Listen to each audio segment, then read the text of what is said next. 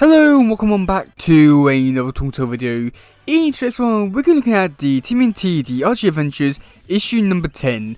And this issue is a weird one because I'm not too sure why it exists. Because this one is mainly just like a setup story for what's to come next in the series with Krang and the conflict between the turtles and him.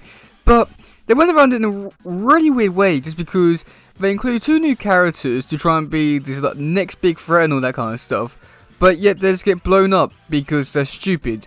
So it's a very weird issue to really talk about because a lot of it's just like, oh, this happened and then this happened. It's going to be very hard to talk about. So yeah. Okay, so with this issue, we are going back to a few more basics from this series. So we do have what's his name? Ken Bench-Rooney, he's back on the artwork, and also the writing feels a bit more normal now with Beyonce not saying "duh" every time they speak, but I mean it's still them, so yeah, I guess. But yeah, I mean I'd say that it does feel like it's back to normal now compared to what was happening in the last issue and stuff like that. So at least there are like some decent parts about this issue, and then also Raph also plays Alpha on again. So we'll be talking about that in just a second. Okay, yeah, so with the beginning bit, we first get to see Beamrock's Day. They're dumping all these like chemicals into the sewers, and the reason for that is just because they just can't be asked to go to the waste dumping area to dump it all.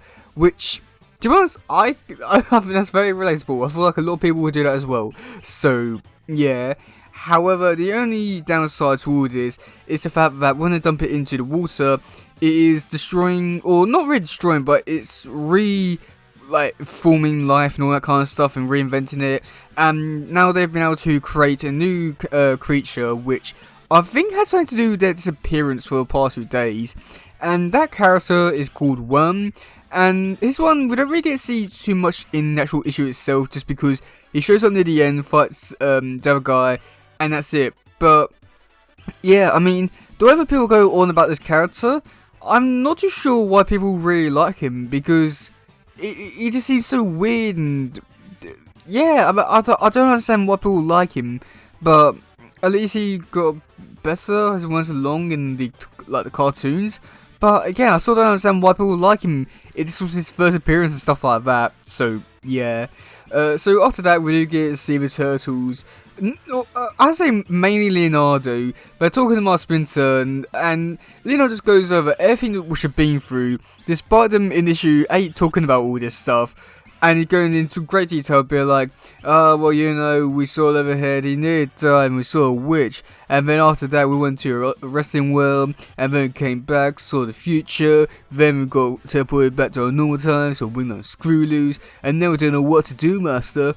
And like with that, I'm not too sure what to really say to that, just because he's supposed to be the leader in all of this. Master Splinter doesn't really know what's really going on or anything like that. And I mean, Splinter has some decent ideas to be like, okay, well, you know, what's your like only lead? And he goes, Shredder. And it's like, okay, yeah, well, is that a statement or a question? And just like, I mean, how incompetent is Leonardo in this universe? It's so hard to really say, just because he does stuff like this, but then he's supposed to be the leader. So I really question his leadership skills in this universe. But yeah, and that's when we do get Seattle. They do go out. And must have been to ask Raph, oh yeah, you know, like, why are you wearing that suit? And he goes, well, you know, we're going in the shadows and that kind of stuff, so it'd be a good advantage. Which is really great. Why aren't the other turtles using it to their full advantage if they could use something like that? So, I got so many questions about that, but yeah, okay. And then for the next bit, we do get to see Shredder, he's talking to Krang about what to do next. And there's not really too much to this bit. But I do get to see Exterminator, he comes in, and he's trying to catch some roaches, but that's when he accidentally, like, slips over, and then just goes straight into the sewers, and then gets mutated into the cockroach guy. I can't remember if he actually has a name or anything, but yeah, so that's when we get to see the Turtles. They find out where Shredder's sub was hiding, and they're all surprised, like, oh my god, I can't believe it's missing. And just like, yeah, I mean, of course, it's Shredder. It could also be moving, stuff like that. Also, I'm pretty sure they already know where his hideout was, so it's only logical that it will go, like, move or anything like that. So, but yeah, so that's when we do get Zero Turtles. They're walking up the tunnel, and that's when they encountered Worm and the cockroach guy. And with this bit here, I was really hoping for like a really epic battle, or even just something with Tails fighting. But Mikey's just being tossed around from like both of them, and just calling out for Leo's name. We got Donnie just wax one them, and that's pretty much it for the battle, really, in terms of like the Tails fighting them. Just because the two like actually end up like finding each other, which is kind of cool. But there's not really too much to the fight, just because Worm throws the cockroach guy into the wall, and that's when it's revealed that, oh no, there's gas. Oh no, there's electrical wires. And the Tails just decide to just go underwater. So when there's a big explosion, somehow it kills the cockroach guy and the worm, and the Tails all somehow are still alive. I have so many questions. Just like, how did the Tails die? I feel like it should have been something which, like a lot of like a big explosion or something like that. But no. And apparently the shells are explosion proof and stuff like that. I don't think that's the case in real life, and I know they're mutants, but I don't think it'll go that far.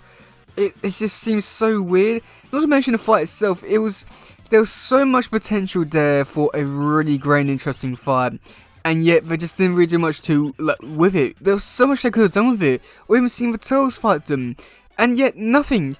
It's just so disappointing because there was so much they could have done, but yet they just didn't do anything. Just like, what was the point of showing all this?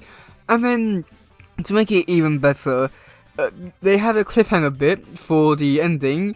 And the big shocker thing, which is supposed to get everyone hooked on for the next issue, is that there's rats everywhere. Yeah, okay, that's not really a big hook thing for the next issue, but I guess that's a thing that could somewhat pull me into the next issue. But again, it's not really something which I'm like, oh my god, I can't believe that happened. Oh my, I must read the next issue. It's just, what are they thinking with all this? It's weird and bizarre and stupid. How did this series go on for much longer if this was what they were putting out at the time? It blows my mind with some of this stuff. So yeah, I mean, I'd say that overall for this issue, I'd say that there was a lot of interesting elements within this issue that, had I taken a different route for this issue, I do feel like this could have been a much more interesting and fascinating issue, but with the way they went around it, it was just so boring, and I just can't believe I read it. It was just, not the best, and that's definitely putting it lightly, so yeah. So yeah, let me know in the comment section below, what do you think of this issue? Do you like it? Do you not? And yeah, that's it for today, guys. If you please share, subscribe, and all that stuff. Goodbye, yo, bye.